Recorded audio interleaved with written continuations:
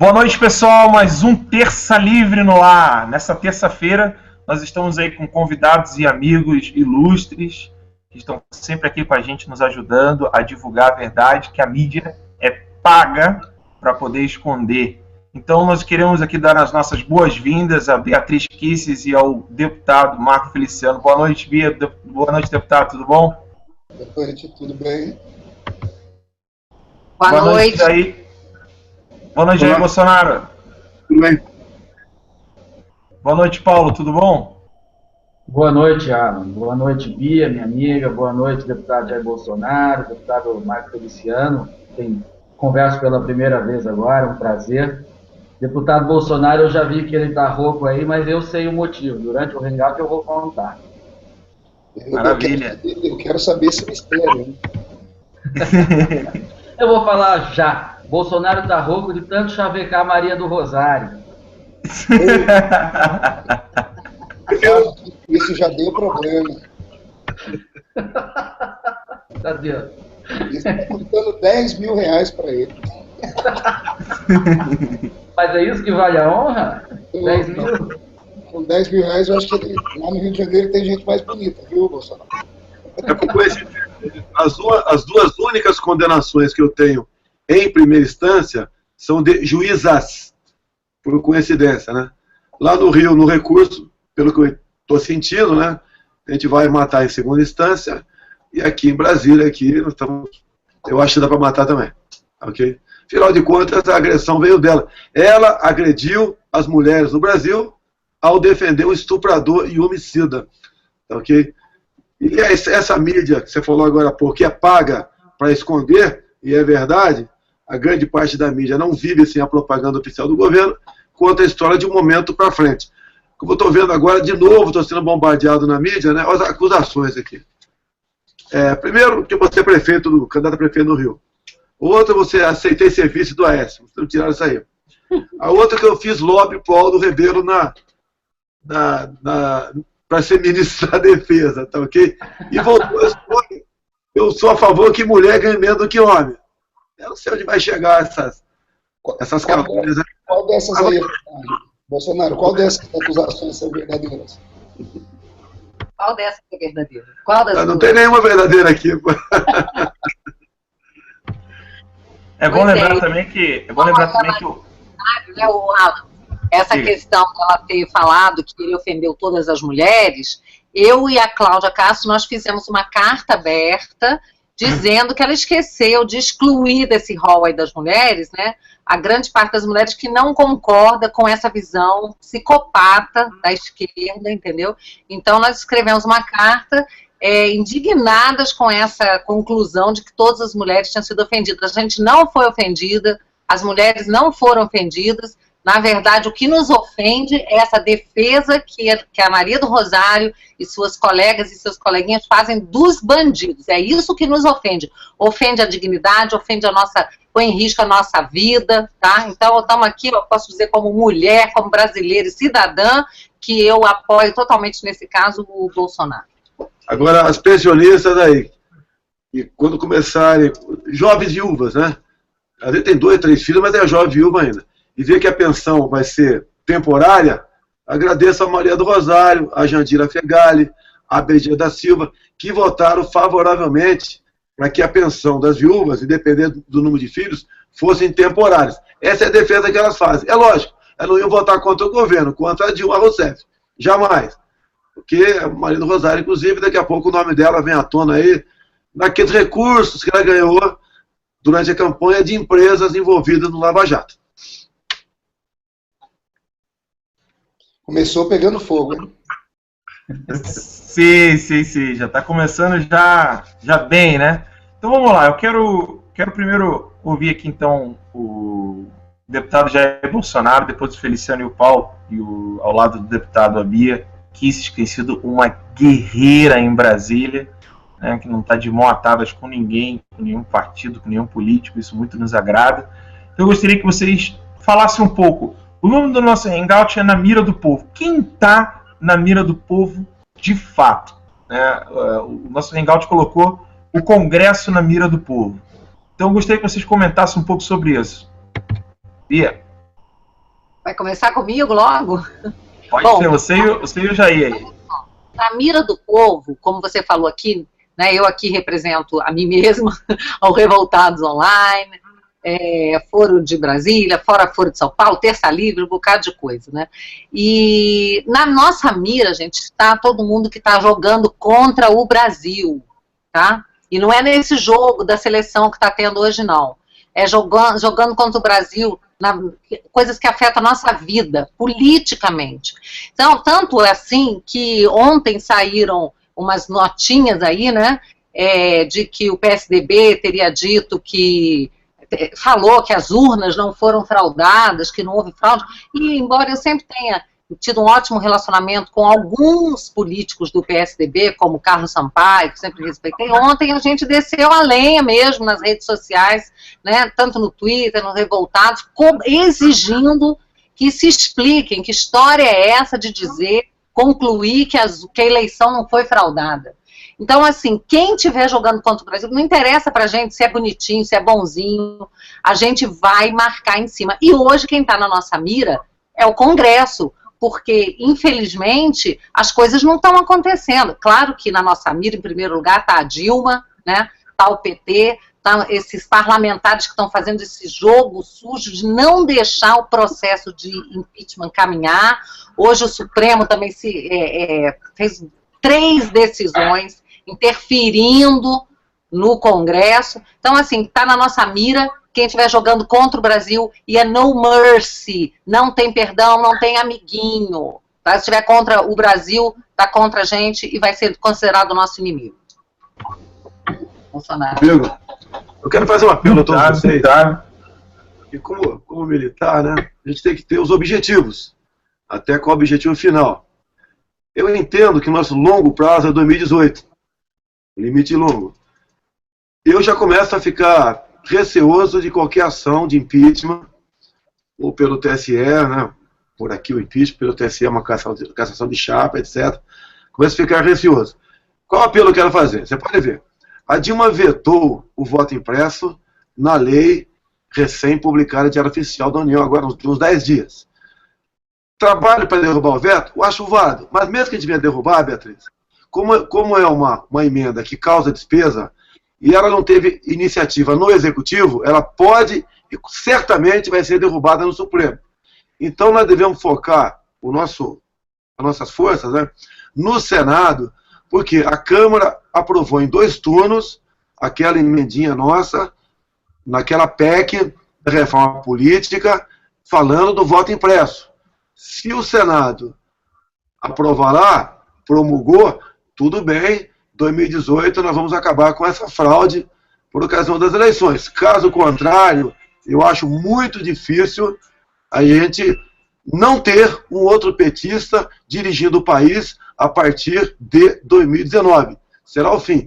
O grande argumento que eu usei dentro da Câmara aqui, no primeiro momento, está quase todo mundo contra, é o seguinte: imagine, por ocasião das eleições de 2018, tá ok? Essa mesma empresa, na maioria das sessões do Brasil, se comece com 10, 15 votos de legenda para o PT. Eles começam com 50 deputados aqui dentro. E mais o que eles vão fazer? Mais os satélites, mais alguns outros que eles compram.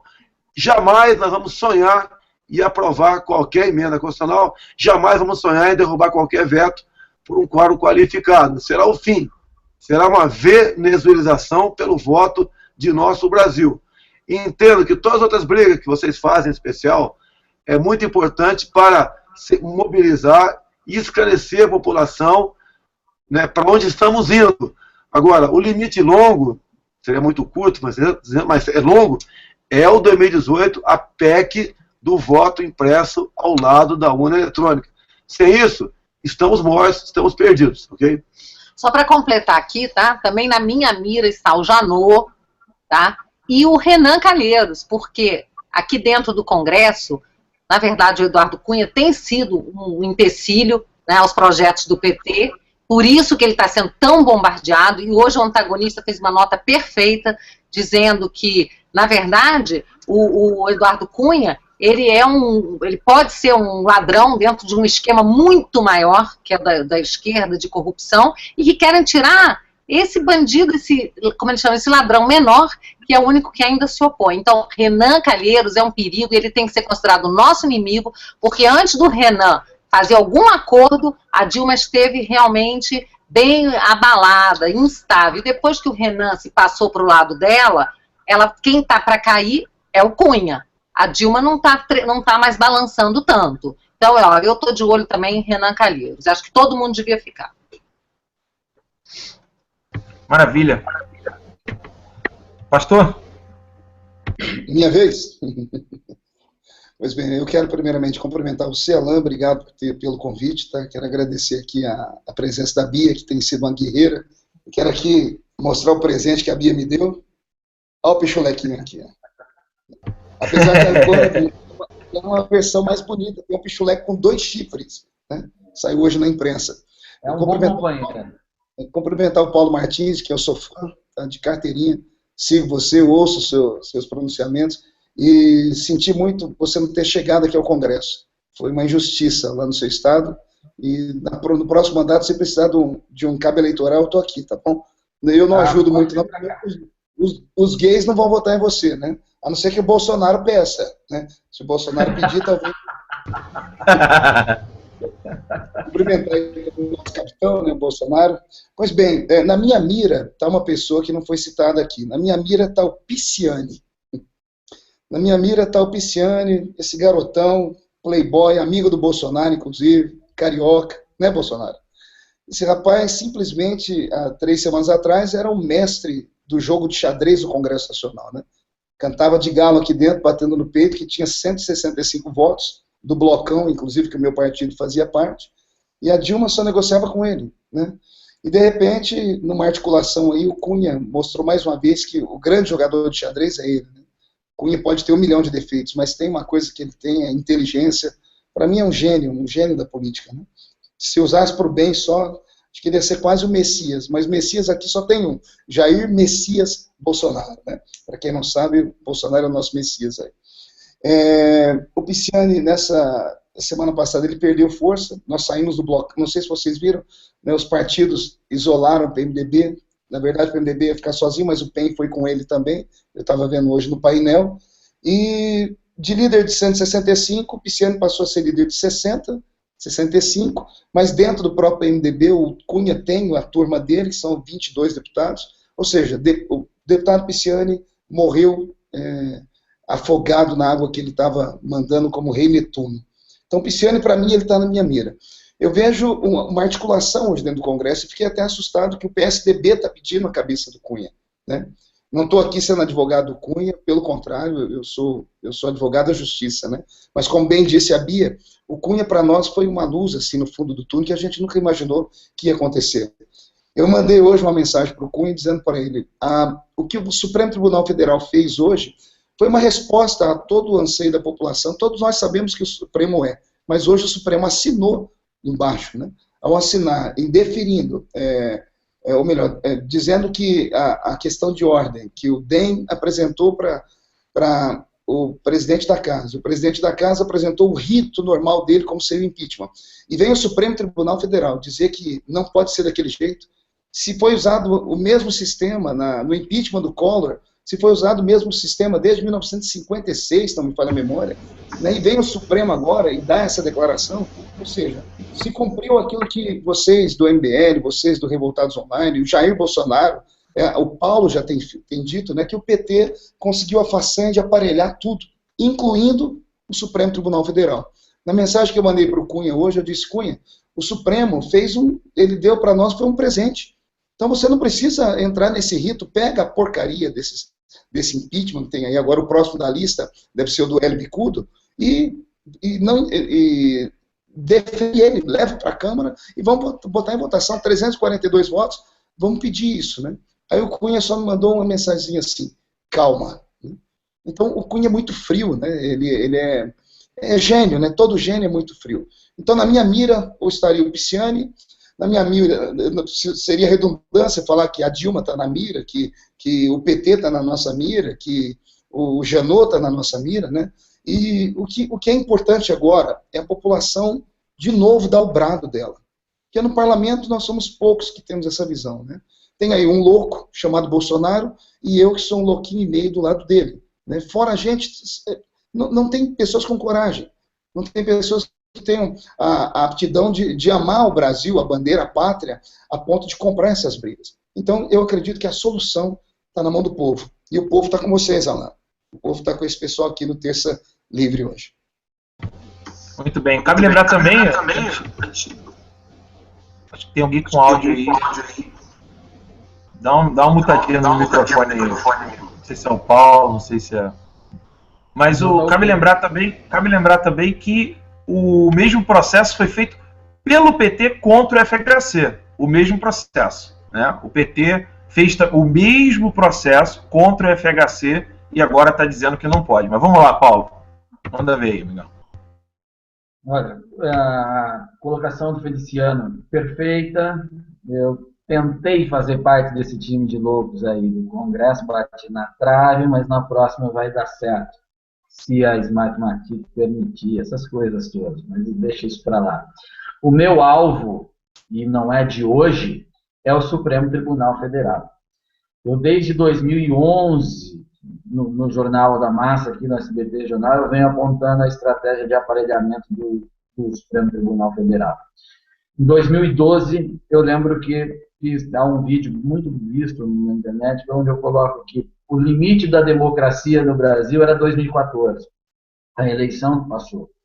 Ah, Paulo, mas nós estamos em 2015, o Jair falou em 2018 e tal. É que eu já entendo, que após 2014, eu entendo que hoje nós já não estamos numa situação de normalidade.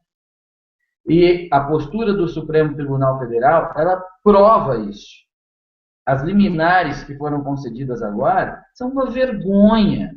Vergonha. Ministros assinando barbeiragens jurídicas encomendadas. Encomendadas. Aquilo não é mérito. Aquilo não é um julgamento isento, não. Aquilo é encomenda. Olha, estou te pedindo aqui para o resultado ser esse. Foi isso que aconteceu lá. E eles concederam agora.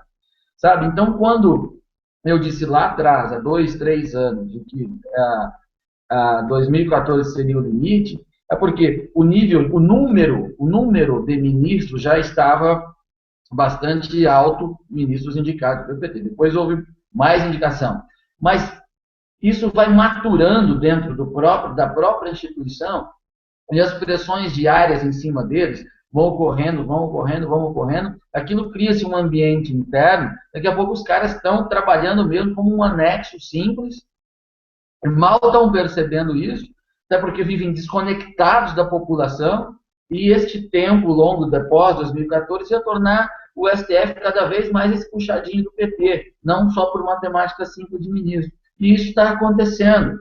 Sabe? O que eles fizeram hoje é um absurdo completo, ignorar, atropelar o regimento da Câmara, como já foi dito aqui. Algo que já estava posto, como se o Eduardo Cunha tivesse inventado um rito, e não, na questão de ordem levantada a ele apenas lembrou que havia já a previsão regimental.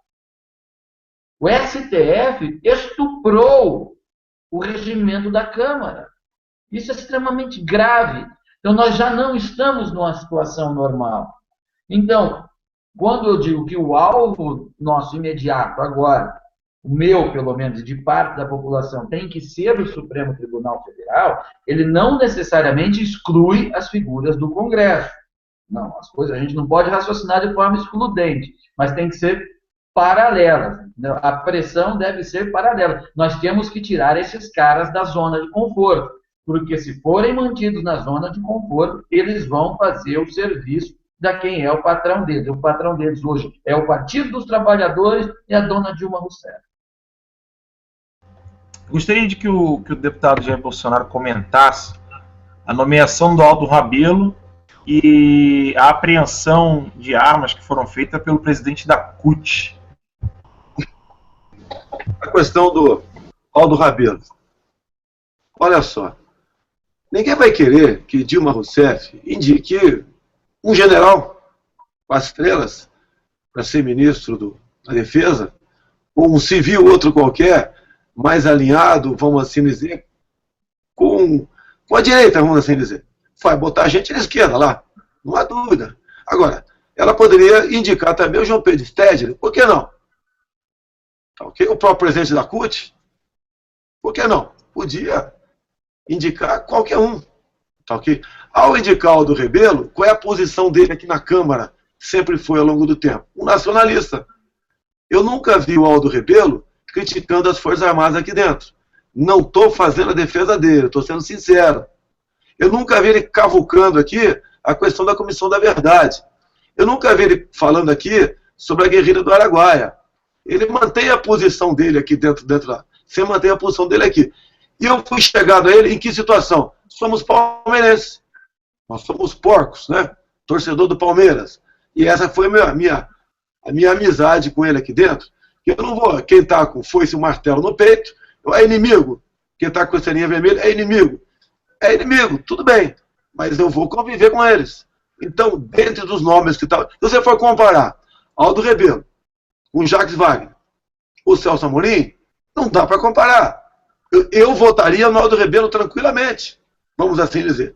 Assim como foi minha posição quando eu votei e trabalhei, e dizem aqui que eu fui decisivo para eleger Severino Cavalcante presidente da Câmara. Vamos falar, mas peraí, ou era ele, ou era Luiz Eduardo Grinhal, do PT. Não tem que discutir. É a mesma coisa aqui na questão do Eduardo Cunha e o Quinaglia. O meu voto e do meu filho, né, nem conversei. Conversei com um deputado aqui, falei, pode mandar o Cunha contar lá, botar no caderninho dele, que meu voto é dele. E se for o Cunha hoje de novo, com qualquer outro do PT, meu voto vai ser do Cunha também. Nós temos aqui um objetivo, né? É igual a Segunda Guerra Mundial, Estados Unidos e Rússia. Ou melhor, a União Soviética, que era o objetivo comum. A Alemanha é nazista. Depois que acabar a guerra, vamos ver como é que fica. Então, no momento, tá certo? Eu estou aqui com o Cunha, e a questão do Aldo Rebelo, ele vai ter um pepino pela frente. Tá? O relator aqui do Orçamento Geral da União, que é o Ricardo Barros, do PP do Paraná, ele está trabalhando aqui para direcionar os militares das Forças Armadas para o INSS. Há muita coisa que eu estou sabendo aqui, não dá para falar aqui tudo, não. Vai ser uma prova de fogo para o Aldo Rebelo. Será que ele vai aceitar essa tese aqui do Ricardo Barros, que está sendo mais realista que qualquer petista aqui dentro? Será o fim das Forças Armadas. Tá ok? Acredito que haja uma ruptura em cima disso. Se ele, no orçamento, indicar, logicamente, vai indicar no tocante ao montante destinado ao pagamento de nativos e pensionistas, vai carecer de um projeto do Executivo para embicar os militares para o INSS. Vamos ver o que vai acontecer. Então, eu não posso falar, eu estou contra o Aldo Rebelo. Eu quero saber qual é o motivo. Por ser do PCdoB, mas a dona Dilma que indica. Se fosse a Bia que estivesse indicando, eu ia lá pegar ela pelo pescoço. Agora é a Dilma. Não vamos querer que ela indique alguém diferente da linha dela. Ok? Eu acho que explicou aí ou que alguma pergunta? Sim, não, sim. E a questão do... o presidente da CUT foi preso com armas, né? Ele botou umas plaquinhas menos violência, mas não foi preso. Mas não foi o presidente da CUT, não. É o líder lá do... APP Sindicato, aqui do Paraná. Isso, APP Sindicato. Obrigado, Paulo. Isso. Obrigado. Os professores, todos os professores, aquele que na greve dos professores, né? Disse que apanhou e tal, e aí pegaram o cara... Aí é para o Martins explicar isso aí. Menos balas e mais giz. Eu vi. Tá uma coisa aqui, menos balas e mais giz. Então, claro que havia lá havia uma tensão naquele dia e tudo mais, mas óbvio que havia uma linha de frente coordenada pela CUT e APP que estava disposta a ir para o confronto com a polícia. Isso é uma coisa muito óbvia, mas a paixão que se tomou conta aqui no Paraná, ficou impossível de explicar isso. Absolutamente impossível. As pessoas não querem nem ouvir isso. Basta você fazer uma pergunta muito simples. A quem interessava o confronto? Ao governador de plantão, que teria um desgaste eleitoral do exército de professores falando mal dele? Ou a CUT e a APP, que querem derrubar o governador? É óbvio que interessa ao segundo. E daí você tinha uma linha de frente que foi para cima mesmo, e a situação saiu do controle no campo de batalha com a polícia militar. Porque você imaginar que se um governador der uma ordem com a polícia militar dizendo bata em professor, a polícia não vai cumprir. Na boa, não vai cumprir. Porque os policiais militares são maridos de professoras, são pais de professores, são filhos de professores e todos tiveram professor. Então é estupidez achar que a polícia vai para a rua para bater em professor. A polícia às vezes vai e reage quando é provocado por baderneiro. É sempre assim que acontece. Mas essa é uma verdade que se distorceu. E aos poucos vai acontecendo, os fatos vão mostrando. A prisão desse sujeito da APP Sindicato, que vivia posando lá com fotinho de menos bala, mais disso, com 200 lunetas que são próprias para usar em armamento, é um fato que já fala por si. Não é? Ou ele estava comprando para fazer o que observar a Lua. Me parece que não, né? Não tem essa cultura toda. O astrólogo 200 lunetas de longo alcance. O astrólogo daqui é o Olavo, não é ele da PP, não. Aquele elenco de calúnia em cima de mim, e a questão da escória, né, que eu teria generalizado da possível entrada de Sírios aqui.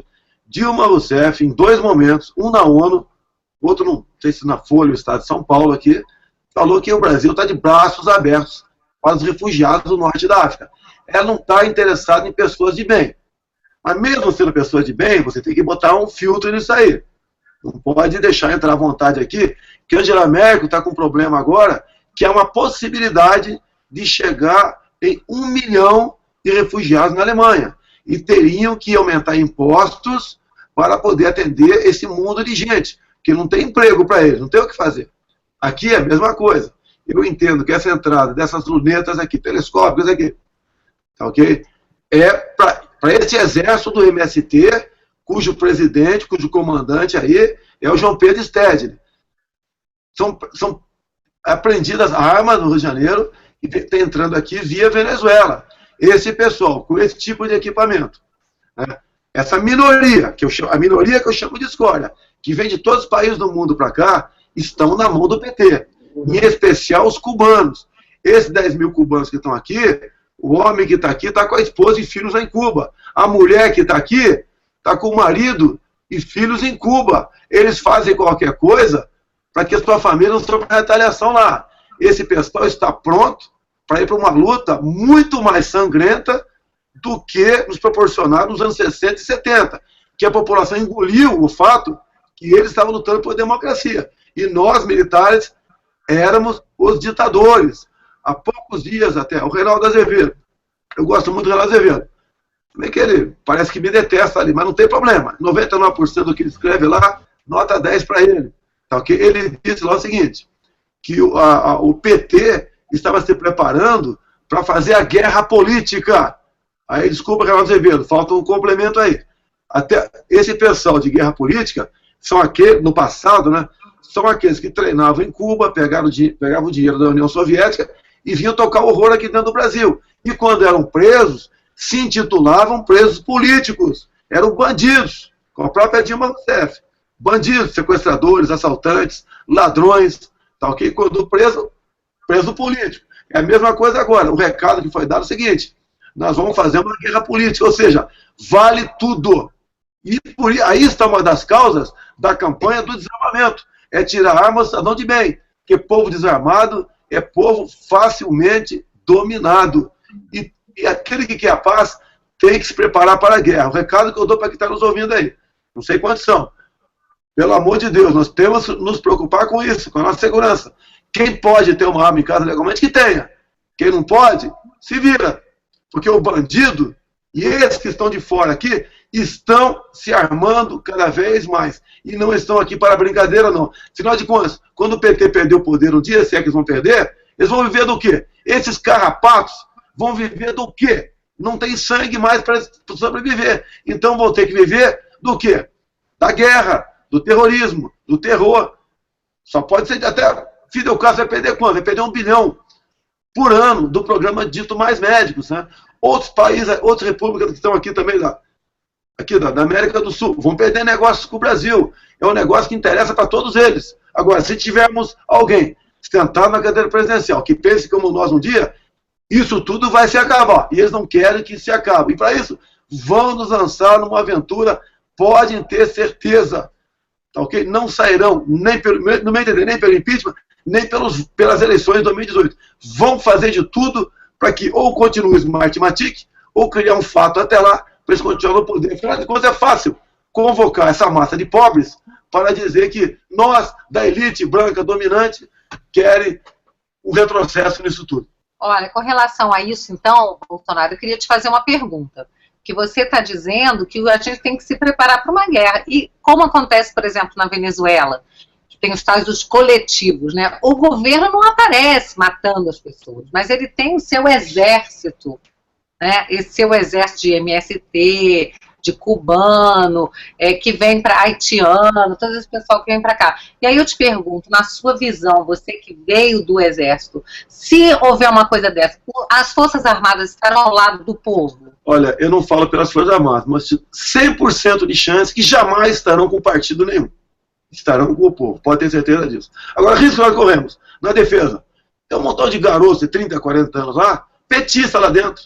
Ele sabe, não, dentro da defesa. Ele sabe, cada quartel, onde está o pó de munição, quanta munição tem, quantas pessoas tem. Até o fato de você cortar o orçamento vai obrigar os comandantes militares ou a incorporar menos o ano que vem, ou manter o número de incorporados e pagar o vexame de dar meio expediente, porque não tem dinheiro para almoço. E aí começa a ruir a base da disciplina. Porque quem serve as Forças Armadas, 99% é o filho do pobre. E você mandar um filho de pobre todo dia para casa, 1 da tarde, sem almoço, você está pedindo para que a nossa disciplina, a nossa hierarquia, comece a sofrer algo que vai refletir em todo o corpo das Forças Armadas. Eu posso entrar nesse debate? Manda ver, vai lá. Eu fiquei aqui ouvindo a Bia falar, o Bolsonaro e o meu amigo Paulo, isso dá arrepio na gente, né? Eu não sou tão politizado quanto eles, eu acordei tem pouco tempo, né? Depois dos puxões de orelha do professor Olavo, eu comecei a entender um pouquinho mais de política. Mas quando fala em cubano, haitiano, movimento MST, pode parecer teoria da conspiração, mas não é, não. Nós vivemos hoje com um ar de uma possível guerra civil, sim. Parece loucura, mas não é. Eu não acredito que o PT vai entregar o osso assim, sem briga, Bolsonaro. É o meu pensamento hoje. Nós convivemos com esses petistas dentro do parlamento, e a gente sabe como esse povo é. Eles vão presos levantando a mão, dizendo que eles são heróis. Né? Então, eles o PT, para mim, não é um partido, é de fato é um grupo de terroristas mesmo. É uma quadrilha muito bem formada. Eles nunca quiseram o poder de governar, eles querem o poder pelo poder. Hoje a gente vê isso claramente, né? E a gente vê a força que eles tiveram. Eu tenho o meu assessor que trabalha comigo, o Dr. Bauer, é um senhor que tem muito conhecimento dessa área, e ele sempre me diz uma coisa muito forte. O Brasil é o único país do mundo onde a esquerda tomou posse sem derramar uma gota de sangue. Né? Ou seja, usando as massas, usando a contra-informação, a desinformação, e eles conseguiram aparelhar tudo. O Lula, ele só tem a língua presa e cara de otário, né? Mas o camarada é um gênio, é um estrategista. Nós temos que dar mão palmatória aqui. Agora, o que vai acontecer daqui para frente é o que me deixa com medo. A questão mesmo dessa modificação no Estatuto do Desarmamento, que nós estamos lutando aqui dentro, né? Hoje a cabeça dos deputados começa a abrir mais. As pessoas começam a entender que é necessário ter uma arma dentro de casa, sim. Né? Eu sei que hoje eles dificultam demais, mas quem puder ter, tenha. E olha quem está falando é um pastor.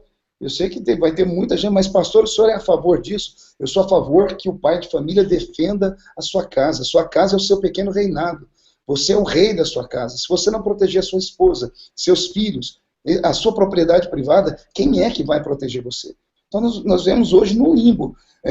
Eu fiquei sabendo, o Bolsonaro pode confirmar isso melhor do que eu, que todos os médicos cubanos que vieram para cá, eles têm treinamento paramilitar. Não só eles, os haitianos também têm. O MST tem, o Lula chegou a ameaçar naquela reunião que teve lá na Petrobras, dizendo, Stedley, põe o seu exército na rua. Não existe exército só de grito, o exército vai armado. Então a população brasileira tem que acordar sim, isso não é teoria da conspiração, isso é algo muito sério. Ou nós acordamos agora e usamos os meios que ainda hoje nós temos, né, porque eu vejo que as instituições faliram. Né, o Exército está sucateado. Eu sei que o Bolsonaro está aqui, representa o Exército brasileiro, não tem ninguém na Câmara que lute mais pelo Exército que o Bolsonaro, mas o Exército brasileiro está sucateado. Tem vídeos na internet dos nossos meninos, nossos pracinhas, capinando à beira de estrada, né? Em vez de fazer um treinamento bem feito, estão capinando à beira da estrada. Os generais hoje eu não sei onde estão, não sei se ainda há uma linha de direita dentro da própria comunidade militar. Os nossos policiais perderam a credibilidade com o povo, a população tem medo deles. Então nós vivemos um momento que é caótico, é um limbo, e eu, como sou pastor, ainda acredito em milagre da intervenção divina. Por isso eu peço a todos que estão assistindo aqui que orem, que usem o seu direito de cidadania, mas que façam suas preces, peçam ao seu Deus que ilumine o Brasil, porque o negócio está difícil. Isso vai... Rapidinho, Bia. Fala aí, depois eu falo. Fala, Paulo. Esses aparatos de força, MST ou qualquer um outro que estão sendo criados, aí eu estou falando de achismo, tá? Por algumas percepções, que eles estão ainda um pouco atrasados de quanto o PT gostaria que eles estivessem. O PT, o partido, ele é só uma parte do PT. O PT é muito mais. O PT é o MST, o PT é o PSOL, o PT é uma parte da rede, o PT é o movimento estudantil, o PT é tudo isso. O PT é um movimento de procuradores, de gente no Ministério Público, o PT é um bando de gente na Polícia Federal, nas polícias civis, tem também um pouco de PT nas Forças Armadas. O PT, eu sempre digo, é mais que um partido, é um estado mental. Então, e esse estado mental leva a diversos tipos de organizações. Eu sou natural lá do Pontal do Paranapanema, São Paulo. Eu vi o início das ações da MST. Meu pai era delegado de polícia lá. O espírito bélico do MST já estava presente lá. Eu estou falando do final dos anos 80 e início de 90. Tomavam-se as fazendas e rebatizavam as fazendas, davam o nome de Che Guevara, Antônio Conselheiro. O espírito revolucionário já estava lá. Aquilo nunca foi uma luta por terra. É claro que daí a desenvolver com técnica, com organização, a ponto de ter uma resistência com o sistema político, ele leva mais tempo, passa por uma maturação da própria organização e também de mudança do cenário político, cultural, apoio de mídia, capacidade de recrutamento em outras frentes. Há universidades no Brasil que foram criadas com financiamento do BNDES, com um esquema de ProUni e também de FIES, né, para financiar o negócio, que servem basicamente para produzir militância qualificada para o MST. Aqui em Curitiba há universidades que dão bolsas para quem é membro do MST, para produzir militância qualificada, especialmente no ramo de direito, e antes, quando ainda não havia, eles já mandavam os caras para Cuba. Isso eu estou falando lá de 2002. Então, há um processo bastante intrincado de formação dessas organizações paralelas. Isso é extremamente grave. Eu não entendo até hoje, estrategicamente, se fosse uma estratégia honesta, a criação da tal Força Nacional, aquela que usa boina vermelha. Eu não entendi aquilo ainda. Talvez Jair Bolsonaro possa me ajudar a entender. Você tem o Exército Brasileiro, você tem as polícias estaduais, tem a Polícia Federal, pode andar por toda a federação, e o governo do PT criou uma Força Nacional. Na época, imaginei, bom, eles não vão conseguindo subverter o Exército, eles criam uma Força Armada do nada, onde talvez eles possam influir. É uma hipótese, eu não conheço, mas eu conheço a cabeça de esquerdista. Esses caras estão pensando em fazer o aparato de resistência de força deles há muito tempo, porque eles sabem que foi o aparato de força que barrou eles lá em 64. Eles estão tentando isso. Isso é preciso a gente entender a fundo. Tem gente do nosso lado que tem que se dedicar a estudar isso para poder entender e poder nos ajudar, e a gente poder alertar, poder traçar nossas próprias estratégias. Até porque, de repente, também estamos olhando uma coisa que não está acontecendo e aí perdemos energia. Então, também tem essa prudência na análise. mas até onde eu percebo é isso que está acontecendo. Mas percebo também que eles gostariam de dar um passo à frente. Acho que hoje eles ainda não teriam condições de uma resistência na porrada. Antes, rapidinho, do deputado poder comentar essa questão da Força Nacional, e tem uma outra pergunta aqui muito interessante, direcionada ao pastor Marco Feliciano. Eu gostaria de pedir que vocês curtissem o vídeo, divulgassem o vídeo, porque está apenas começando, o papo está muito bom, e acontece que o Facebook mudou a sua forma de compartilhamento. Então, apenas 7% dos seus contatos você consegue alcançar quando você compartilha e quando você curte algo. Então, eu peço que vocês publiquem agora no Facebook. Está acontecendo esse hangout aqui agora, assiste. Nós não temos apoio, não temos patrocínio, não temos nada. Então, você é o único patrocinador que nós temos. Então, curte aqui o vídeo, compartilha, fala para o pessoal assistir. Gostaria de falar da Força Nacional, deputado? Jair. Ela vem crescendo. A Força Nacional vem crescendo ano a ano. É a polícia secreta do PT. A intenção é tomar realmente o espaço das Forças Armadas. Essa que é a intenção. Você pode ver, além daquela luta de classes, que todo mundo já sabe aí, branco contra negro, homo contra hétero, pai contra filho, nós temos uma que é pouco divulgada. É o índio contra o branco. Olha a guerra de Antônio João, uma cidade com esse nome, lá em Mato Grosso do Sul. Você vê em vídeos, né, feitos pelos fazendeiros, a própria Força Nacional entrando com índios para levá-los para dentro do conflito. Ou seja, a Força Nacional do lado do índio para que os fazendeiros sejam expulsos de suas terras. Eu servi naquela região, eu servi em Niuaque, perto dali, de 79 até 81, fiquei 3 anos ali. Passei muito ali em Bela Vista, Ponta Porã, Antônio João, Guialopes da Laguna, Jardim, etc.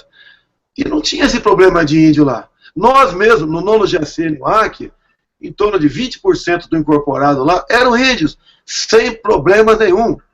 E hoje virou um inferno. Aquela região, que é uma grande fronteira agrícola nossa, quem tem qualquer recurso não quer investir mais lá. Nós tínhamos ali, em Ponta Porã, fazenda Itamaraty, com esse negócio de índio, e mais especificamente MST, acabou-se com a maior produção de arroz que tinha naquela região. Não tem mais nada lá. A intenção é essa. E você pode ver, além da indústria da demarcação de terra indígena, nós temos agora também uma nova construção chamada AAA. É um grande corredor ecológico que vai do Andes, Amazonas e Atlântico. São 136 milhões de hectares que agora em dezembro a ONU vai decidir se aquilo tudo vai ser destinado, né, como um bem da humanidade para que seja preservado o meio ambiente, a produção de oxigênio, etc, etc, etc, com a conivência do Brasil, que começou com Fernando Henrique Cardoso. Não é só essa turma do PT que está aí agora, não. Essa turma toda que está aí. O nosso Brasil está cada vez mais sendo inviabilizado por essas questões. Quando se fala em Ministério Público, uma minoria, sim, mas tem o pessoal voltado também para o meio ambiente. São xiitas. Se eu contar a história minha, que eu estou sendo acusado de crime ambiental na Baía de Angra, vocês não vão acreditar. É inacreditável. E eu não vou falar para me defender, mas mostrando a realidade. Começam sendo autuado quase na mesma hora que eu tinha apertado o botão aqui do painel aqui em Brasília. Não satisfeito o MP com isso, que não tinha como me punir, foram para quê? Foram para o lado que eu fiz um discurso aqui, que eu pesco, Martins, de varinha, desde 1977, naquela região. Eu e centenas de pessoas. O único, eu pedi um requerimento de informações, quantos já foram autuados por pesca amadora? Ninguém, só eu. Então eu não estava lá e foi punido.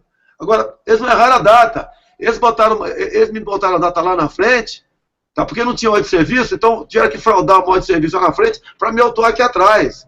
E olha só, o que interessa agora. Eu estava sendo julgado por um grupo de 5 ministros, tinham 4 presentes, mas grupo de 5. Podiam decidir. 2-2 eu estava absolvido. A ministra relatora pediu arquivamento, depois outros 2 ministros pediram arquivamento. O 4º ministro foi o Dias Toffoli, pediu vistas. Porque o meu crime não tem materialidade, não tem nada, não tem nada. Eu fui autuado por um petista, né? Ele é filiado ao PT e trabalha na prefeitura de Angra. E assim sendo, o Dias Toffoli pediu vista. E agora, o MP lá de Angra disse que se eu não for punido, praticamente a estação Ecológica de Tamoios deixa de existir. Então, ou seja, o Dias Toffoli, 3 meses atrás, pediu vistas, tinham 42 processos sendo julgados nesse dia. 2 só foram pedidos de vista. Um meu, o outro não. O estudo foi acompanhar o relator. O Dias Toffoli ficou, e agora provocaram o MP lá em Angra, mandou esse parecer para cá, para ver se a ministra relatora muda teu voto, ou muda voto que já deu um voto, para arquivar meu processo, para me condenar. E se me condenarem por crime ambiental, tá ok? Nem peixe tinha no barco, não tinha nada. Tinha nada. Eu me torno inelegível. E voltando na elegibilidade, me desculpa aqui fazendo uma salada aqui, se não aprovarmos o voto impresso, muita gente está nos ouvindo aqui, tem dito, não vou votar em 2018 se for apenas Smartmatic. Mas o pessoal do PT, do MST, Quilombola, Bolsa Família, etc., vão todos votar. E assim sendo, eles vão botar aqui proporcionalmente 300 aqui dentro. Acabou a democracia. Pode, quem tem dinheiro, pode ir para o pântano da Flórida. Quem não tem, vai ficar aqui plantando cana, né? De segunda a sábado. E olha lá. Então, essas questões todas que a gente bota aqui, lógico que falta mais tempo para discutir os assuntos, né? Vai ficar muito cansativo, mas é extremamente grave. Quando tu falou que teu limite em 2014, concordo contigo. Eu também pensava como você. Depois fui obrigado a dar uma sobrevida para mim mesmo, para não sair daqui.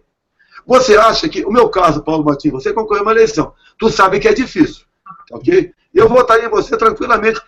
Aí no Paraná, como eu gosto daquele sargento também, que aparece bastante, eu gosto de vocês dois, né?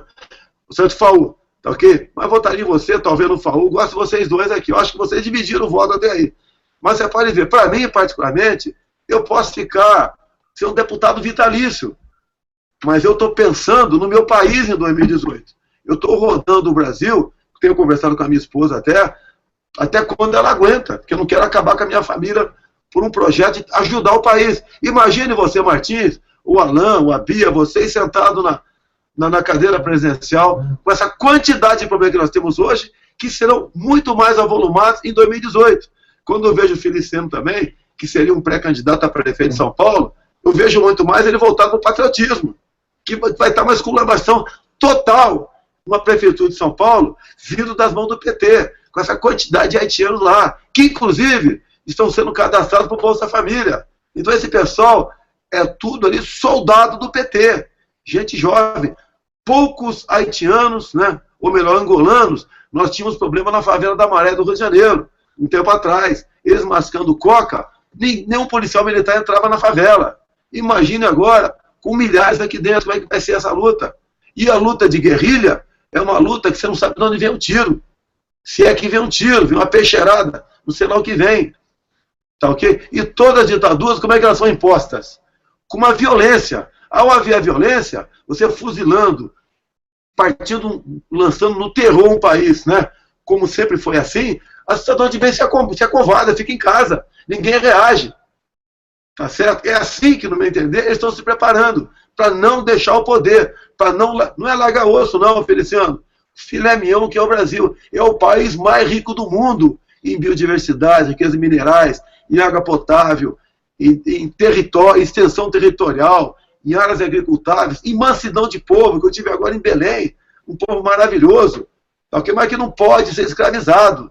E é para esse lado que o Brasil, infelizmente, está caminhando com isso que está aí. Agora, para encerrar, por favor, contra Forças Armadas, não quero defender as Forças Armadas, nós estamos há décadas sendo caluniados por essa canalha que está aí. Nós somos bandidos, somos torturadores, tiramos a liberdade, damos choque elétrico, etc, etc. E eles são os heróis. Isso que eles pregaram. Então a latrina está transbordando e querem de novo que o militar vá limpá-la. Nós, tenho certeza, não falo pelos militares, mas estão esperando que eles façam alguma coisa de errado. Pode ter certeza que o Exército, a Marinha Aeronáutica estarão com os brasileiros. Não estarão com partido nenhum, independente de quem esteja ocupando o Ministério da Defesa. Gente, olha, eu acho, viu, Alan, que tudo isso que está sendo falado é de uma gravidade tão grande que periga a gente sair daqui deprimido e não conseguir mais sair da cama.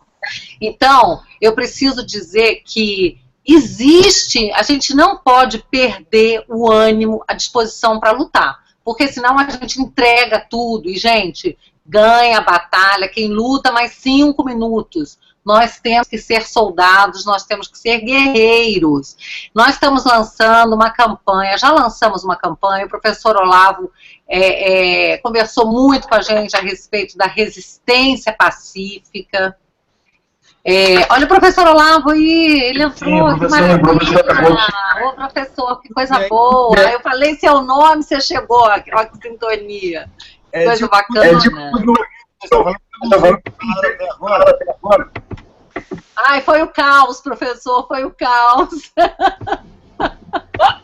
Só falando da situação como está. E agora eu estava começando a falar para a gente não desistir, não se entregar, né? Não entrar em depressão profunda, não se atirar das pontes e janelas, porque o quadro é muito, muito caótico e gravíssimo. E é por isso que a gente precisa do povo todo agora unido, porque existe uma coisa, eu vou deixar o professor falar, tá ele aqui, né, a respeito da resistência pacífica, essa campanha que nós lançamos. Eu tive lá com o professor para aprender um pouquinho sobre isso, as ideias do Gene Sharp. Professor, joga uma luz aí pra gente, professor. Anima esse povo a gente tomar as ruas, a gente tomar esse país com as nossas mãos, com a nossa garra, nosso coração, professor. Veja, já em março eu diagnostiquei a situação da seguinte maneira: isso não era uma revolta contra um governo específico, mas contra toda a elite dominante que tinha criado este governo, que tinha sustentado, que tinha ajudado a roubar e que tinha blindado este governo, esse partido por todos os meios. Então, o povo estava revoltado, não é contra Dilma, é contra toda a elite dominante, sem sombra de dúvida. Então, eu vendo aquele pessoal todo na rua, falei o seguinte: ou isso aí é uma revolução ou não é nada. Então, a revolução continua. Aquilo é mais um passo da grande Revolução Brasileira, que vem já há 200 anos, que o Raimundo Fauro descrevia como a revolta do povo contra o estamento burocrático. O que é o estamento burocrático? É aquele grupo que se apropria do Estado para seu uso próprio, e que está aí faz não sei quanto tempo, e que agora tem a sua versão mais cínica e desonesta através do PT, que prometia derrubar o estamento burocrático, mas se converteu ele próprio no estamento burocrático. Já expliquei por quê, né? Isso aconteceu. Então, é o seguinte: não pode haver solução dentro do quadro institucional vigente. Isso não é possível, porque esse quadro institucional foi criado para colocar essa gente no poder para sempre. Tudo foi feito para isso. Tudo que foi feito no período que se seguiu ao governo militar foi para glorificar a esquerda nacional e o PT, e criar os instrumentos para que ela dominasse todo o panorama, como de fato dominou.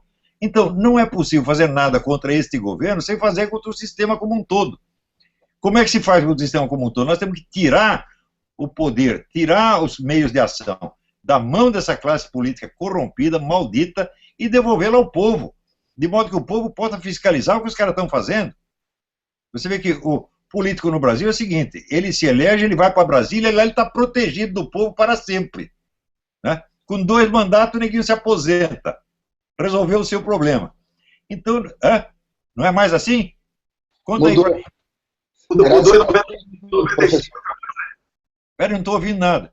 Fala um de Em 95, acabou a aposentadoria com 2 mandatos. Tem que ter 35 anos agora.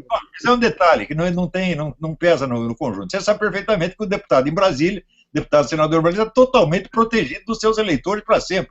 Os caras nem ficam sabendo. Se você quiser fazer como o pessoal da marcha para Brasília, eu vou lá para Brasília protestar, você leva 3 meses para chegar lá. Brasília é inacessível, na verdade, né?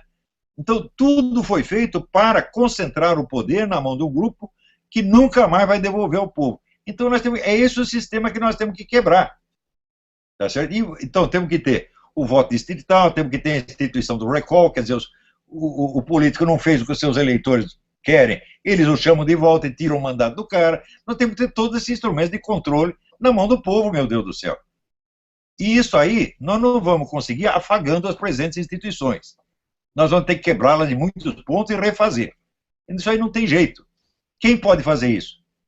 O Congresso? Não, o Congresso, a maior parte, tirando aí Bolsonaro mais 3 ou 4, está tudo vendido, a gente sabe disso, né?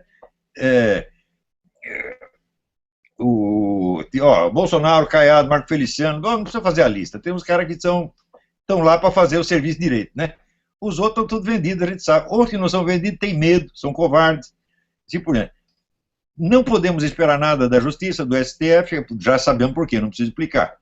Nas Forças Armadas, todo mundo acreditava que podia, mas depois daquela demonstração de puxa-saquismo do general Vilas Boas para o Aldo Rebelo, não precisa falar mais nada, né? Ele chega lá e diz, nossas concepções estão de pleno acordo com as de Vossa Excelência.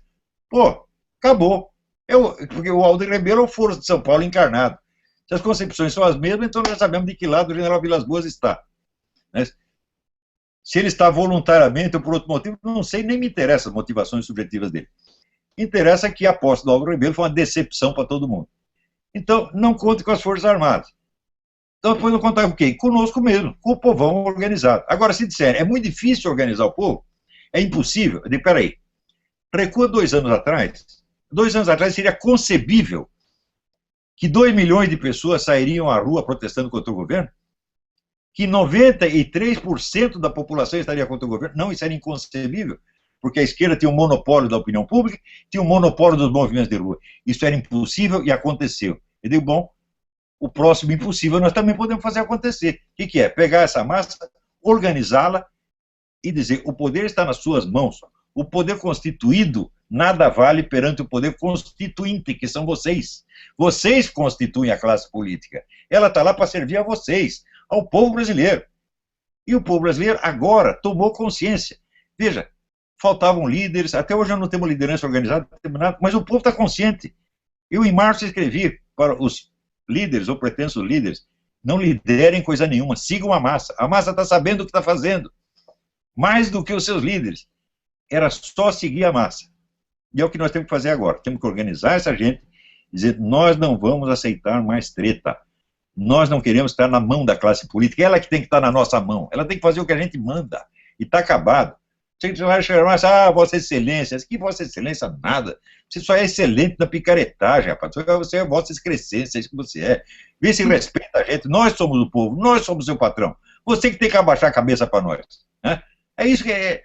Isso é democracia, meu Deus do céu. Você vê aqui nos Estados Unidos tem uma coisa muito boa. Quando o nego fica rico, né, as pessoas ficam assim, pô, você já tem um monte de dinheiro, você ainda quer que a gente respeite você, rapaz, tá querendo muito. Né? Então, milionário, para eles é um cara como qualquer outro. Agora, no Brasil, não. O cara ganhou dinheiro, ou ganhou um cargo público, pronto, já vira Vossa Excelência, aquele negócio pomposo. Nós temos que acabar com isso, meu Deus do céu. Nós falamos em igualdade, mas nós não acreditamos nela. Quando chega na hora de praticar a igualdade, está todo mundo de joelho perante Vossa Excelência. Não dá, assim não dá, pô. Nós temos que passar uma tábua rasa e igualizar todo mundo. Falar aqui todo mundo é cidadão brasileiro, tá certo? E o voto da maioria é o que manda nessa porcaria. Obrigado, professor Olavo. Mesmo já tendo um hangout anterior a nossa aqui.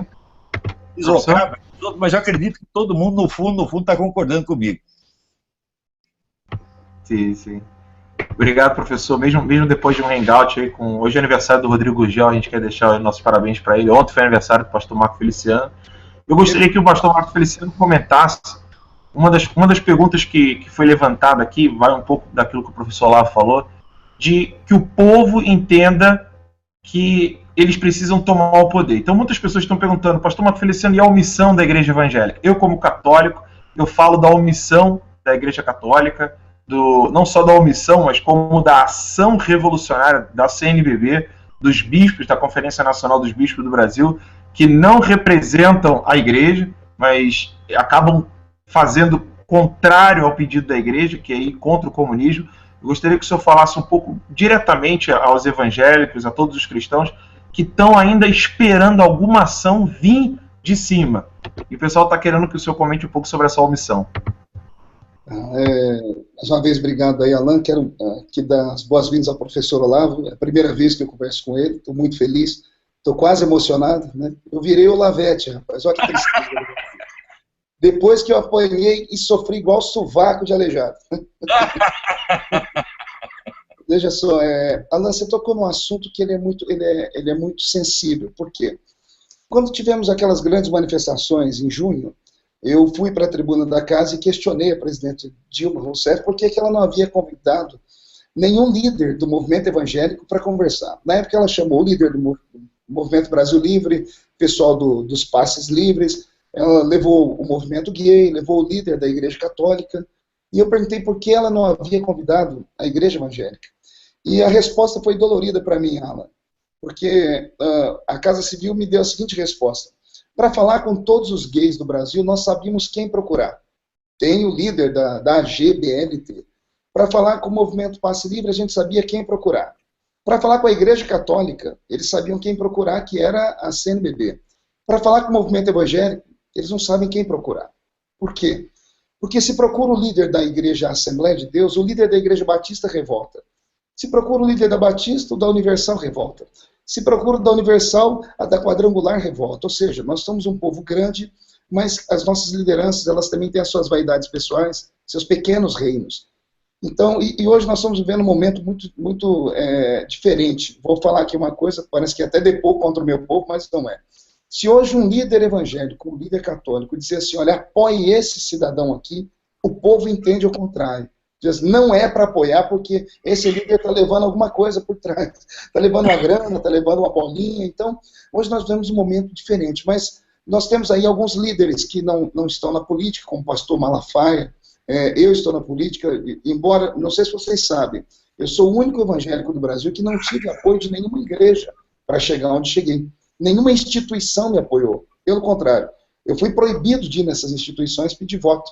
Aí olha o que aconteceu. Eu fui o mais votado da história nos 2 mandatos que tive entre os evangélicos. Por causa disso, porque a igreja, o povo não acredita mais na sua liderança. Então, não sei se responde a sua pergunta, Alan, mas é mais ou menos assim, né? A igreja, a força dela está na ponta final, é o povo. E o povo tem que seguir as massas, como disse o professor Olavo, muito bem dito aqui. Né? Se dependemos das lideranças, veja só, semana retrasada, eu fui o único deputado evangélico que fui para a tribuna da casa e dei um sermão na presidenta Dilma, se bem que isso não vale quase nada, né? Mas eu chamei a atenção dela porque ela fez uma reunião na surdina, chamando os líderes evangélicos para falar com esses líderes evangélicos para eles pegarem os deputados que são filiados a eles para votarem a favor da CPMF. Então eu fiquei sabendo disso de última hora, fui para a tribuna e disse que o meu mandato não tem dono. O dono do meu mandato, na verdade, é o povo. Não tem instituição, não tem pastor que mande no meu mandato. Então há hoje briga de vaidades, as igrejas têm programa de televisão, algumas têm canais de televisão. E o canal de televisão é uma concessão pública. E esse pessoal sabe que para manter essa concessãozinha, tem que ir lá beijar a mão da presidenta, tem que beijar a mão do ministro das comunicações.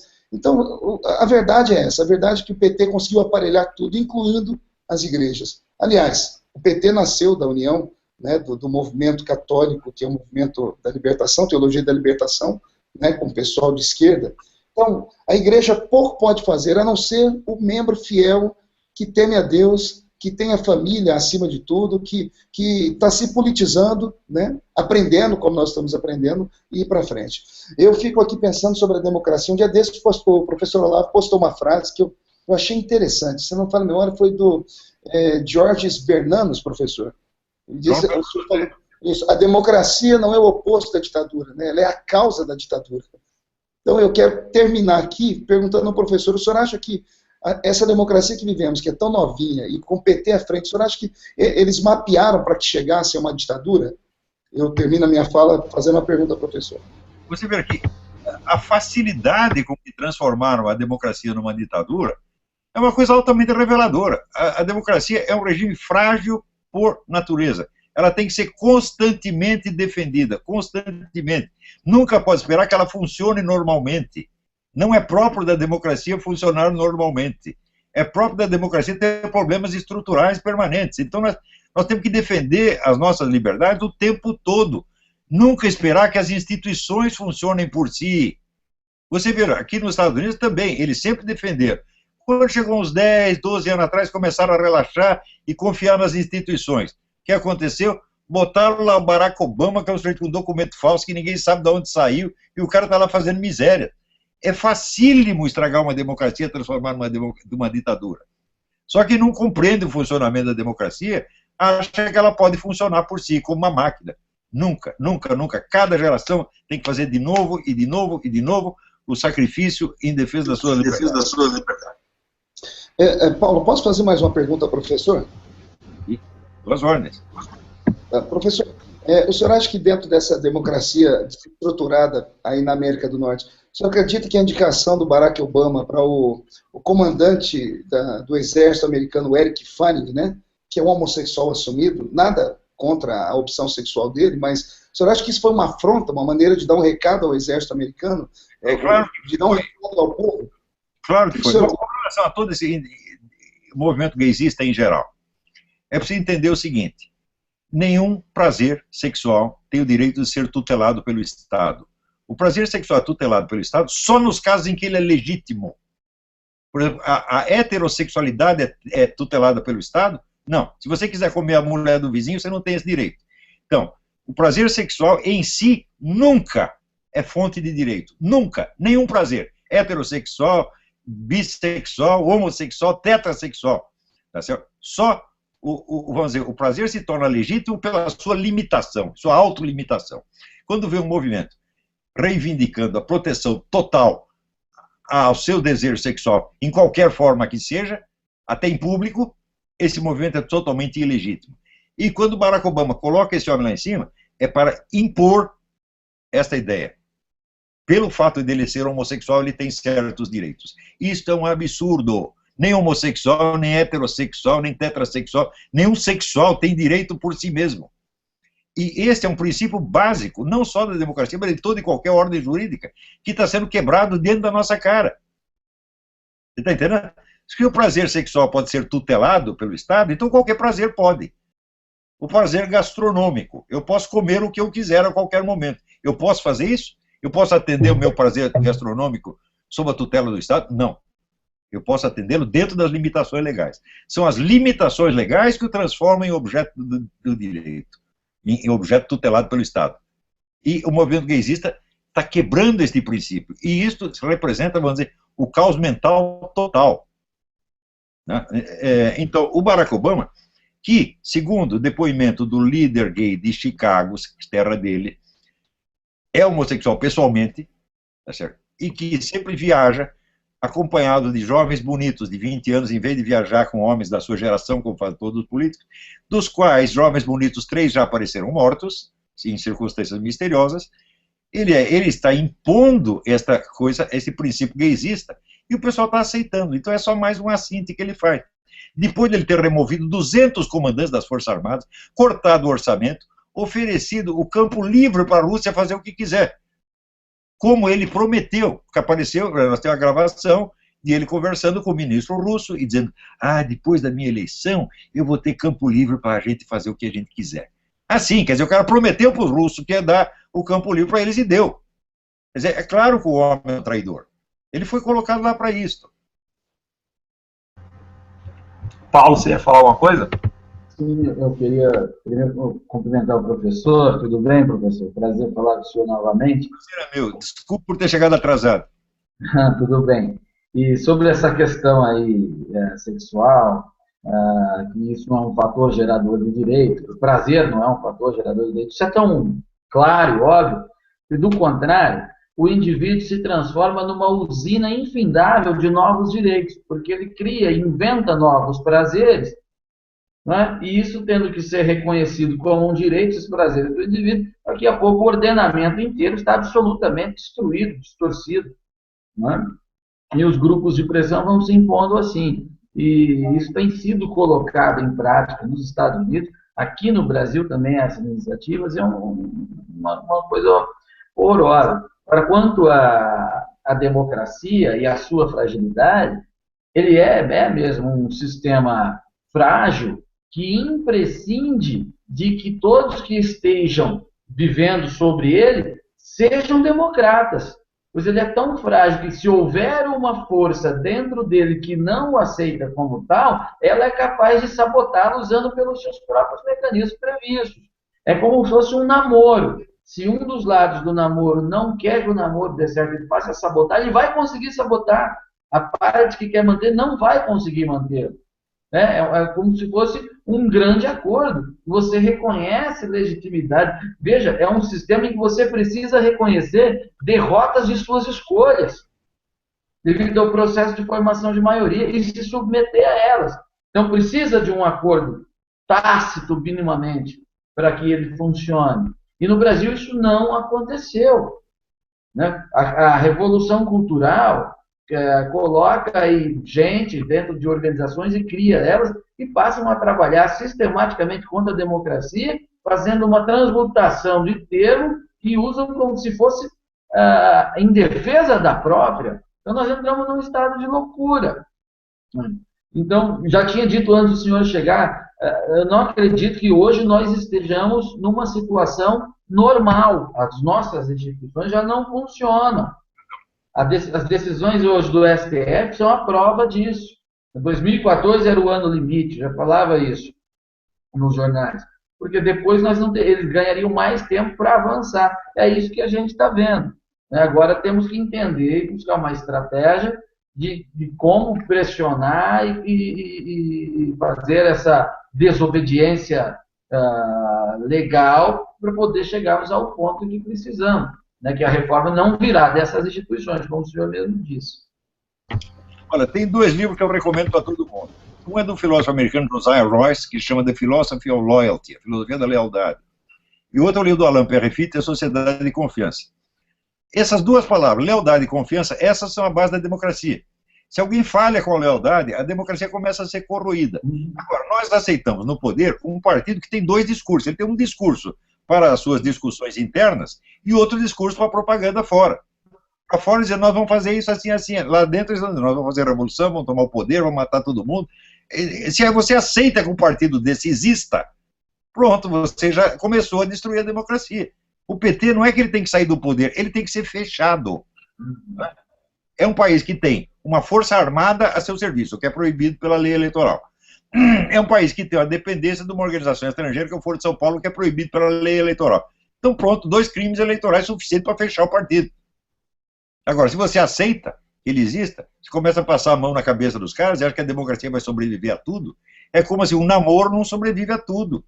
Eu quero namorar você, mas eu quero comer a namorada do fulaninho. Né? Ou então eu quero dar para o sujeito. Pronto, já melou o namoro, né?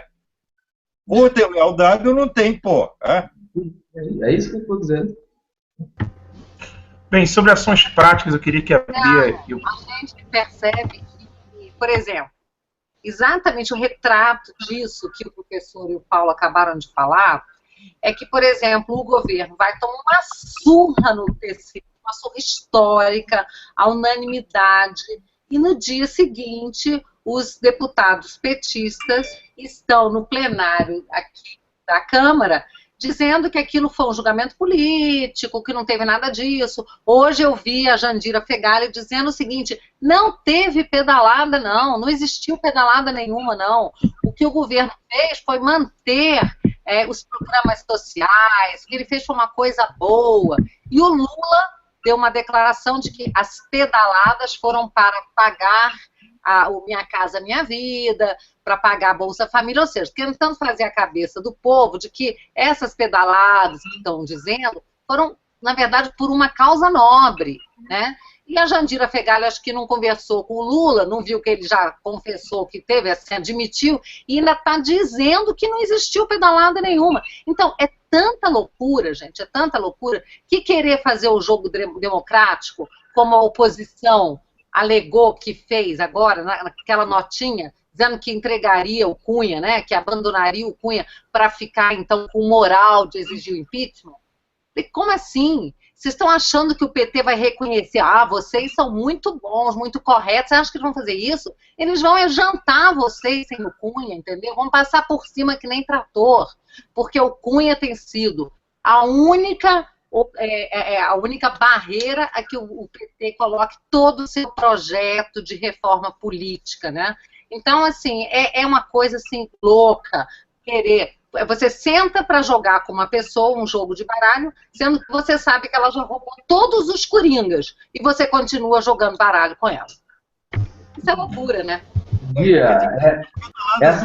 Mas por uma boa intenção, né? Não é assim? Não houve pedalado, mas foram por uma boa intenção. Não, e a gente disse essas declarações de justificativas às pedaladas é a prova de delinquência dessas pessoas. É como se um bandido chegasse para você e dissesse, ó, eu te assaltei, eu roubei você, mas foi pro seu bem.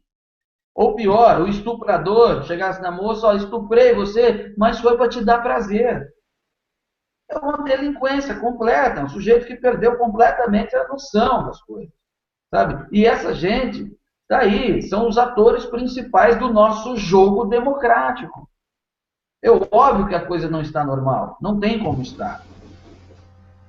Agora, sobre ações, Bia, eu gostaria que a gente começasse a falar agora de ações práticas e queremos muito que o professor... Só para lembrar o Feliciano não foi o único o professor lá dar o puxão de orelha, não. Eu também tomei e tenho a alegria de aprender com o professor. Só para o Feliciano não se sentir sozinho aqui no Hangout. Mas Alan, Alan, é que eu e você, como somos cristãos praticantes, conhecemos um versículo da Bíblia que diz assim que Deus, ele açoita e bate a quem ele ama. Sim, isso é verdade. Então gostaríamos aqui agora de tratar de ações práticas. As pessoas, nosso público aqui, mais uma vez eu quero pedir para as pessoas para poder compartilhar esse vídeo e curtir, porque o Facebook mudou, eu vou repetir aqui, o Facebook mudou o alcance das postagens. Eu não sei, eu não posso explicar aqui de maneira técnica, mas só 7% dos seus contatos são alcançados quando você posta alguma coisa. Então eu peço que mais uma vez você compartilhe isso nas redes sociais, no Twitter, porque foi o Facebook e o Twitter que fez com que as pessoas fossem para a Ucrânia e tomassem a praça, fossem para o Egito e não saíssem mais. Foram as redes sociais, não foram as grandes mídias. Então peço que você curta esse vídeo e divulgue. Agora, falando de ações práticas, Bia, Jair Bolsonaro, Feliciano, Paulo Martins e, sobretudo, o professor Olavo de Carvalho, o que nós podemos fazer agora para que a gente possa tomar esse poder que é nosso, do povo, não mais dependendo de STF, não mais dependendo de impeachment, não mais dependendo de nada?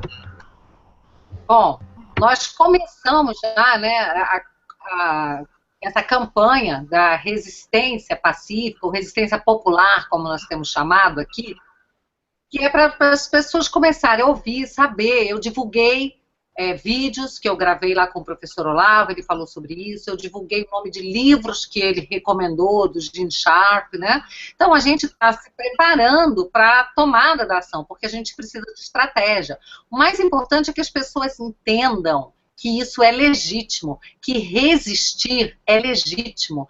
Não tem nada de errado. As pessoas me perguntam assim, poxa, mas desobediência civil, então a gente vai virar anarquista, a gente está fazendo alguma coisa? Não é errado, é certo. É certo você resistir quando você está sendo agredido, quando estão tomando a sua liberdade, a sua vida, a sua propriedade, estão tomando a sua esperança, e é isso que esse governo macabro está fazendo conosco. Então, nós temos o direito, e eu diria até que o dever de resistir pela nossa pátria, pelos nossos filhos, nossos netos, e pelo nosso direito à felicidade também. Então, nós temos o direito e vamos resistir, gente. Então, esse momento é de convocar as pessoas. Nós não temos ainda a data, nós estamos nos articulando, tem várias pessoas se mobilizando, mas o que eu vejo é que nos grupos, nas redes sociais, está todo mundo falando, nós vamos para Brasília, nós vamos para Brasília. As pessoas não querem mais ficar quietas, as pessoas não querem mais ficar em suas casas vendo o bonde passar e sabendo que estão deixando a história se perder, a nossa história. Então, gente, vamos nos adonar da nossa vida, nos adonar da nossa história, com vontade, com afinco, com fé, sabe, com coração, com sangue nos olhos, como dizem uns e outros aí, né? Mas a hora é essa, tá? Então, o nosso movimento é de resistir pacificamente. Nós não pregamos a violência, tá? Nós pregamos que juntos, unidos e sempre persistindo, nós vamos conseguir. Não quer dizer que é fácil, não é de um dia para o outro, não haverá nenhum salvador que virá nos resgatar. Seremos nós, pessoas comuns, que faremos essa tarefa. As pessoas estão falando, iremos para Brasília. E o caminho é esse mesmo, é aqui, gente. As pessoas estão vindo. Daqui uns dias, a gente não sabe ainda quando, mas daqui uns dias, Brasília vai estar tomada. Vocês podem ter certeza disso. E aí as instituições, elas vão perceber o que está acontecendo. Acabou a brincadeira, gente. Nós estamos unidos. Eu vou deixar que os outros falem mais a respeito disso. O meu recado é esse. Como diz o professor Olavo, né? É não retroceder, não precipitar, né? Não precipitar, não retroceder e nunca parar. Então é por isso que eu tenho me guiado e pela ideia de que vence a batalha quem luta mais 5 minutos. Eu estou disposta a lutar. E você que está aí nos ouvindo? Professor? Sim. Veja, os historiadores são unânimes em observar que o povo brasileiro nunca foi o protagonista da sua própria história, mas sempre foi a vítima passiva e inerte. Em março, nós vimos pela primeira vez o povo se levantar em massa, numa quantidade enorme, com uma força tremenda, e dizer, nós queremos ser o protagonista, nós somos os donos desse país, e não vocês. Isso foi pela primeira vez na história nacional. Eu acho que aquela passeata foi o acontecimento mais importante da nossa história.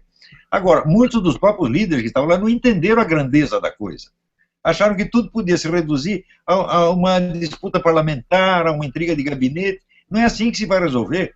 O povo tem que continuar agindo. Ele não pode perder o seu papel de protagonista. Ele não pode ceder a primazia de novo à classe política, a Força Armada, o STF. Não, não, não. Vocês são apenas coadjuvantes. Nós somos o ator principal e nós vamos fazer a nossa própria história do jeito que nós bem entendemos. Se houver erro, o erro é nosso, o erro é de todos.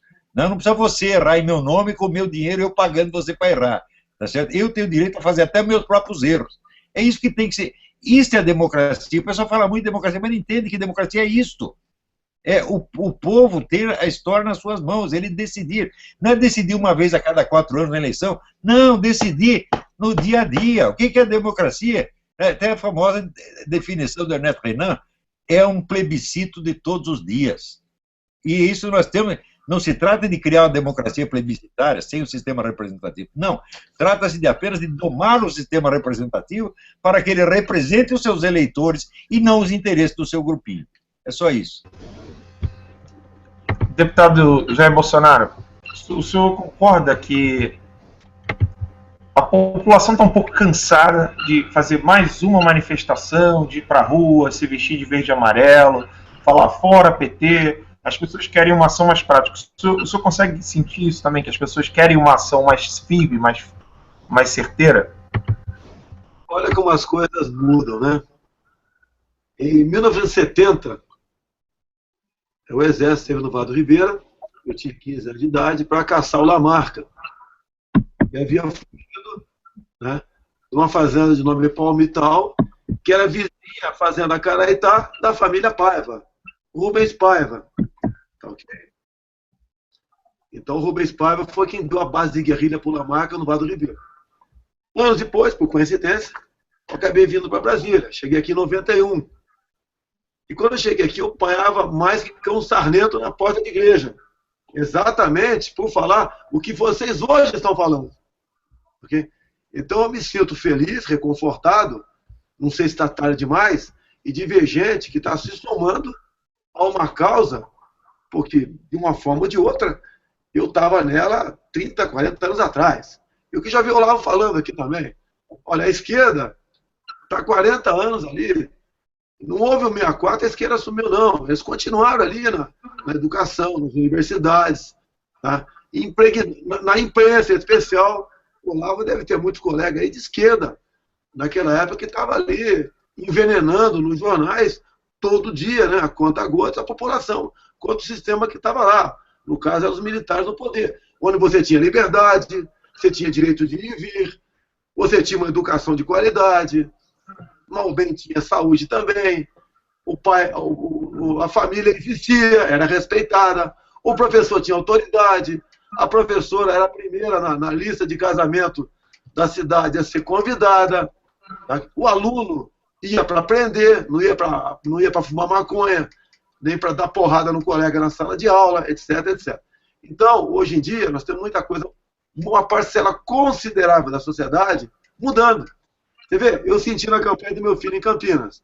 Certa vez eu marquei, né? Amanhã eu vou estar de 10 a meio-dia no Lago do Rosário, em Campinas. Mais 200 moleques lá, 16, 17, 15 anos de idade. eu estou vendo que a molecada está se conscientizando desses problemas que estão aí. E, em grande parte, se deve ao Olavo de Carvalho, que muitos, quando falam comigo, levam o livro dele, e outra, em grande parte, agora, os movimentos sociais. Esses todos, que devia estar na frente de alguns aqui, etc., que vai esclarecendo. Cada vez que é marcada uma data, e vai gente lá, há uma certa aula pública de esclarecimento. Eu peço aos movimentos sociais que não se dividam, que marquem datas, todo mundo em comum acordo, que dá para se fazer um movimento nesse sentido. Pelo menos vai criando aquilo que seria o fruto, né, de uma vacina, para a gente não deixar se levar para essa turma que está aí. Esse pessoal que está no poder não tem escrúpulos. Eles querem o poder a qualquer custo, como eu tenho dito, né? Tu, está aqui na tela, o Paulo Martins, conhece algum petista? No passado, né? Agora tem alguns bandidos aí. Comerciante, agricultor, industrial, empreendedor, não tem. Os caras vieram ou de movimento sindical, para dividir o que é dos outros, ou da ociosidade, traduzindo, da vagabundagem, da lábia. E esse pessoal não quer sair daí. Farão tudo o possível e impossível, usando até o diabo, como a própria Dilma sempre diz, né, para não largar o poder. Então, eu acredito que vale a pena esses movimentos, são bem-vindos, é o que nós temos no momento. Não adianta apenas reclamarmos decisões como do Supremo aí, tá ok? Vale a pena, se tiver um movimento para Brasília aqui, pô, bem-vindo, que puder fazer, eu faço para colaborar com isso aí. Para vocês aqui, que não são os políticos, que estão à frente disso tudo. O próprio Feliciano disse que tem problemas na igreja para coordenar o pessoal, para mostrar a realidade. Mas eu vejo, por outro lado, alguns evangelhos que estão mostrando isso aí, como, por exemplo, o próprio Silas Malafaia. O Silas Malafaia botou no Twitter dele, aqui no Instagram dele, no Twitter dele agora, sábado, olha como a coisa está indo, acreditem, vão acabar elegendo o Bolsonaro presidente da República, porque é o único que não tem rabo preso. Será que eu não tenho? Ou vou inventar um rabo para botar em mim daqui a pouco? Da maneira como eu sinto que estou sendo perseguido, em especial por gente, uma minoria, mas do Ministério Público. Tá ok? Então vale a pena isso, vamos em frente. O trabalho de crescimento é muito bom. Um conselho que eu dou a quem está nos ouvindo aqui, pega o livro do teu filho, do teu sobrinho, do teu irmão, veja o que está lá, analisa, tira uma fotografia da capa dele, da página que interessa, manda para a gente, manda para os deputados aqui em Brasília, oferecendo para a gente falar. Temos, por enquanto, aqui a TV e a Rádio Câmara para divulgar. O Martins sabe que grande parte da imprensa está segura. Falam tanto em cerceamento de imprensa no período militar, mas hoje em dia é muito maior isso daí, é incomparável, é a grana.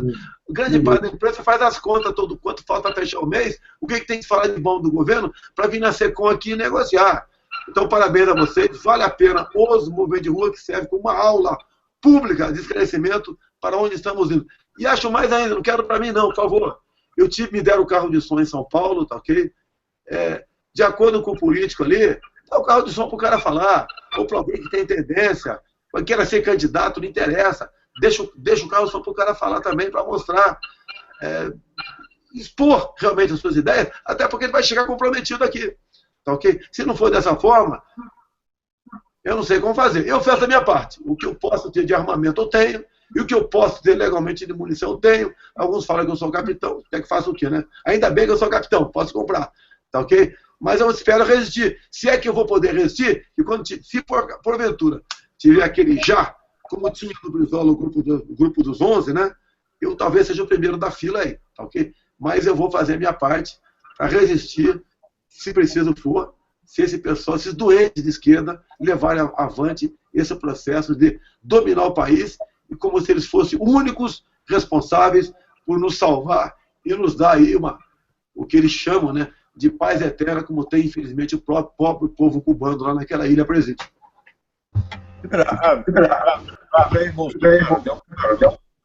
Simboliza e sintetiza tudo que nós estamos falando. Porque 20 anos atrás, o Bolsonaro no Congresso era assim, era um louco.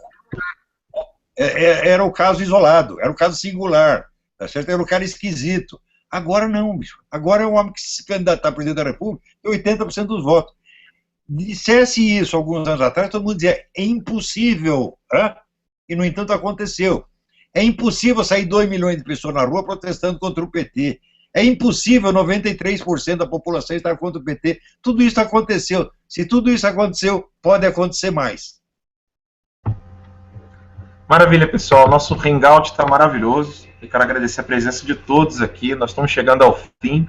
E eu peço que você fique atento, porque nós iremos transmitir aqui no Terça Livre as próximas ações.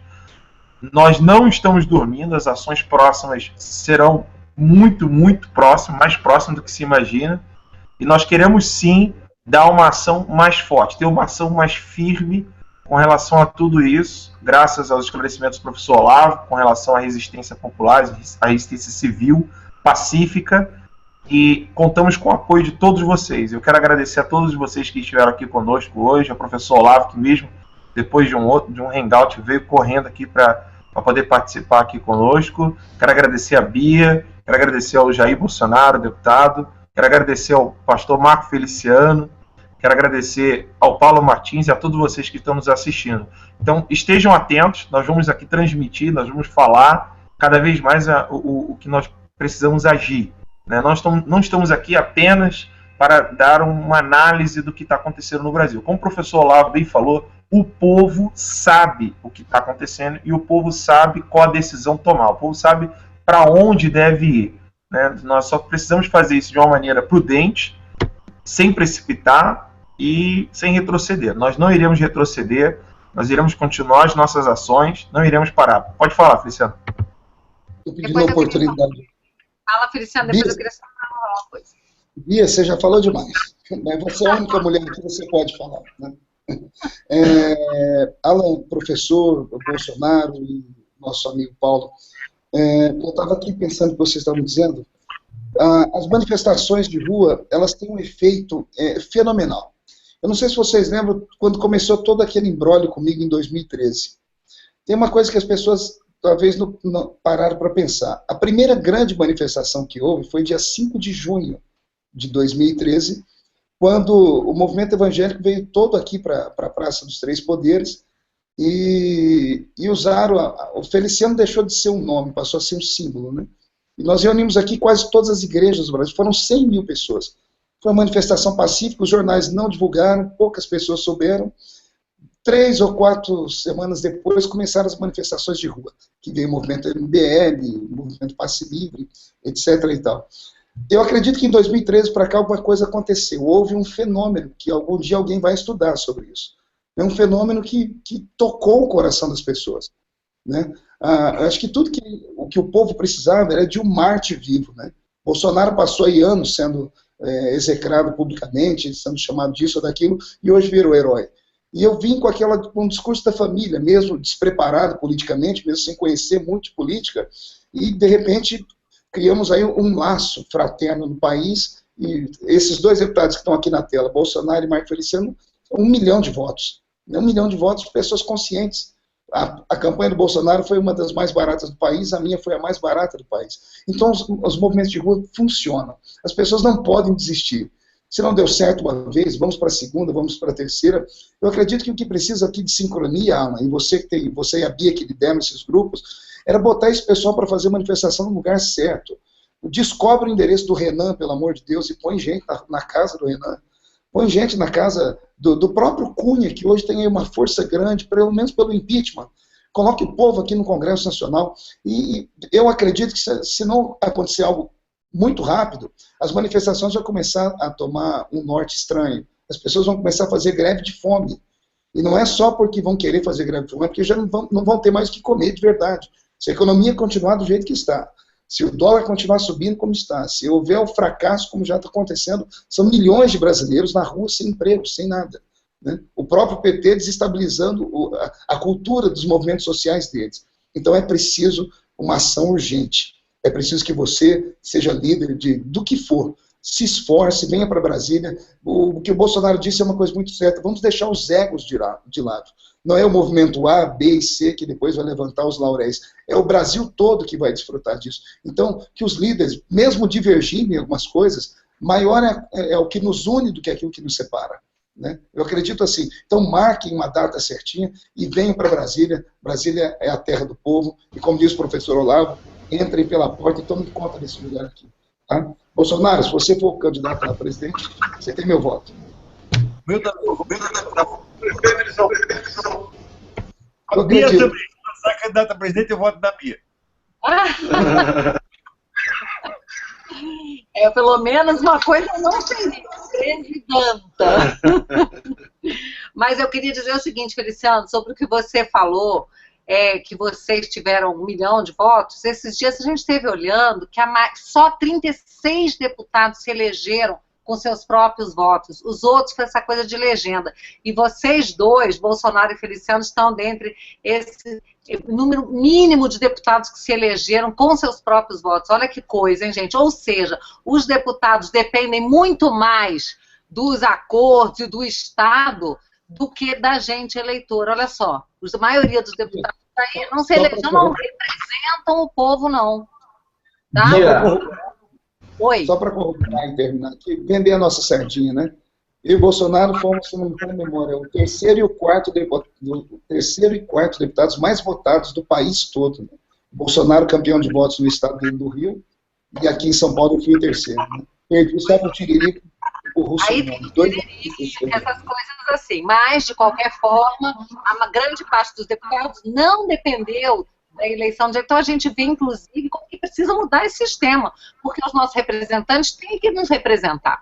Agora, o Feliciano, uma dica, hein? Para de chamar a Dilma de presidenta, porque senão a gente vai achar que você é infiltrado, hein? Quando alguém é presidenta, a gente já desconfia logo, hein?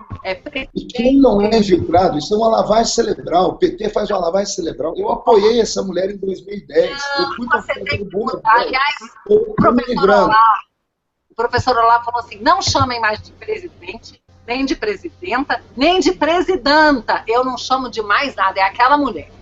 E aí é o seguinte também, acompanhe a página do Revoltados Online, porque a gente está em contato com os demais líderes, com as pessoas, com a população, e nós vamos lançando aí, nós vamos lançar a data, tá? Desse grande movimento. Ainda não temos, mas eu digo para vocês, está bem próximo. Essa tomada de Brasília está bem próxima. Podem confiar e participar. Que Brasília nos espere. Então, contamos com o apoio de vocês, sobretudo as pessoas que podem ajudar com relação com dinheiro, por exemplo, quem puder, você é empresário, está nos assistindo, você pode doar 2, 3 ônibus alugados para levar mais pessoas para Brasília. Então, por favor, ajudem os movimentos de rua para que eles possam ter uma ação prática. Pessoal, nós ficamos por aqui, dá vontade que dá de ficar batendo papo, só que nós já estouramos o nosso tempo. E eu quero agradecer a presença de todos mais uma vez. E não esquecendo, pessoal, curta o vídeo e divulga. A divulgação dos vídeos, ela está sendo tolhida pelo controle desse desumaniza redes idiota aí do governo. Então peço que vocês divulguem esse vídeo, divulguem o Hangout, porque as ações mais próximas que nós vamos fazer serão em breve, repito. Uma boa noite e fique com Deus.